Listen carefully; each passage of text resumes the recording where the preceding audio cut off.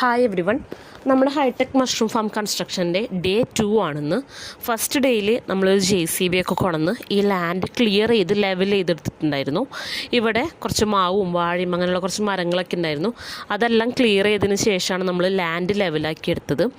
അപ്പോൾ ഇന്ന് നമ്മൾ രാവിലെ തന്നെ വർക്ക് സ്റ്റാർട്ട് ചെയ്യുന്നത് ഭൂമിയിൽ മാർക്ക് ചെയ്തുകൊണ്ടാണ്. ഇവിടെ ഒരു 1000 സ്ക്വയർ ഫീറ്റിൻ്റെ ഫാമാണ് നമ്മൾ കൺസ്ട്രക്ട് ചെയ്യുന്നത്.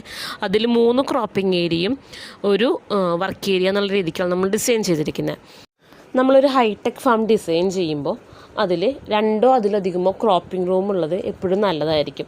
അതെന്തുകൊണ്ടാണെന്ന് വെച്ച് കഴിഞ്ഞാൽ കണ്ടാമിനേഷനോ അല്ലെങ്കിൽ മറ്റെന്തെങ്കിലും ഒരു കാരണവശാൽ നമുക്ക് ഏതെങ്കിലും ഒരു ക്രോപ്പിംഗ് റൂമിൽ ക്ലീൻ ചെയ്ത് ഫ്യൂമിഗേഷൻ ചെയ്യേണ്ടി വന്നാലും മറ്റുള്ള 2 ക്രോപ്പിംഗ് റൂമിൽ നമുക്ക് ഫ്രൂട്ടിങ്ങും അതേപോലെ തന്നെ മഷ്റൂമിൻ്റെ പ്രൊഡക്ഷനും കണ്ടിന്യൂ ചെയ്യാൻ പറ്റും.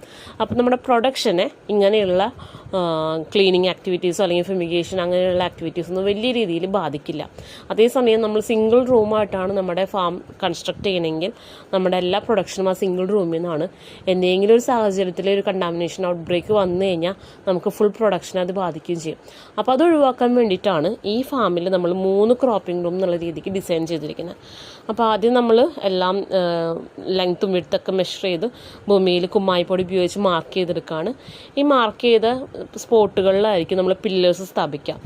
സാധാരണ കേസിൽ നമുക്ക് ഫ്ലോർ സെറ്റ് ചെയ്തതിന് ശേഷം വേണമെങ്കിൽ പില്ലേഴ്സ് വയ്ക്കാം, അതല്ലെങ്കിൽ പില്ലേഴ്സ് വെച്ചതിന് ശേഷം ഫ്ലോർ സെറ്റ് ചെയ്യാം.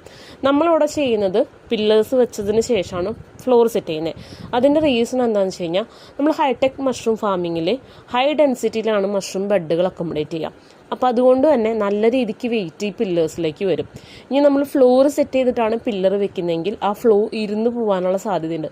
അത് ഒഴിവാക്കാൻ വേണ്ടിയിട്ട് നമ്മൾ ആദ്യം തന്നെ പില്ലറുകൾ പെയിൻ്റ് അടിച്ചെടുത്തതിന് ശേഷം മണ്ണിലേക്ക് ഡയറക്റ്റായിട്ട് കോൺക്രീറ്റ് ചെയ്ത് പിടിപ്പിക്കുകയാണ്.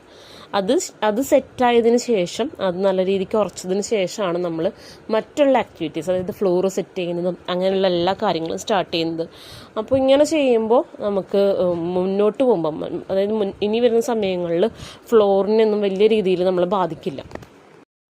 ഇനി നമ്മളിവിടെ വർക്ക് റീസ്റ്റാർട്ട് ചെയ്യാം. 2-3 ദിവസത്തിന് ശേഷമായിരിക്കും. ഈ 3 ദിവസം കോൺക്രീറ്റ് ക്യൂർ ചെയ്യാൻ വേണ്ടിയിട്ടുള്ളതാണ്. അതായത് നമ്മൾ ഓൾറെഡി പില്ലറുകൾ കോൺക്രീറ്റ് ചെയ്തിട്ടുണ്ട്. അത് സെറ്റ് ആവാൻ വേണ്ടി ഒരു 2-3 ദിവസം സമയമെടുക്കും.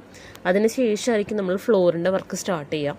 അപ്പോൾ അതിന് വേണ്ടിയിട്ടുള്ള മെറ്റീരിയൽസ്, അതായത് കട്ട, മണൽ, മെറ്റൽ അങ്ങനെയുള്ള എല്ലാ സാധനങ്ങളും നമ്മൾ ഇന്ന് തന്നെ ഇറക്കിയിട്ടുണ്ടായിരുന്നു. അപ്പോൾ അത് നമ്മളിവിടെ ഇറക്കിയിട്ടുണ്ട്. അടുത്ത ദിവസങ്ങളിലുള്ള വർക്കിന് വേണ്ടിയിട്ടുള്ളതാണ്. ഇതിനിടയ്ക്ക് മഴയില്ലെന്നുണ്ടെങ്കിൽ 2-3 ദിവസങ്ങളിൽ നമ്മൾ രാവിലെയും വൈകുന്നേരം വന്ന് ഈ കോൺക്രീറ്റ് നനച്ചു കൊടുക്കും. മഴയുണ്ടെന്നുണ്ടെങ്കിൽ നമുക്ക് വലിയ കുഴപ്പമില്ല. അതേപോലെ തന്നെ സിമെൻറ്റ് നമ്മളിപ്പോൾ കൊണ്ടുവന്നിട്ടില്ല, കാരണം മഴയാണ്.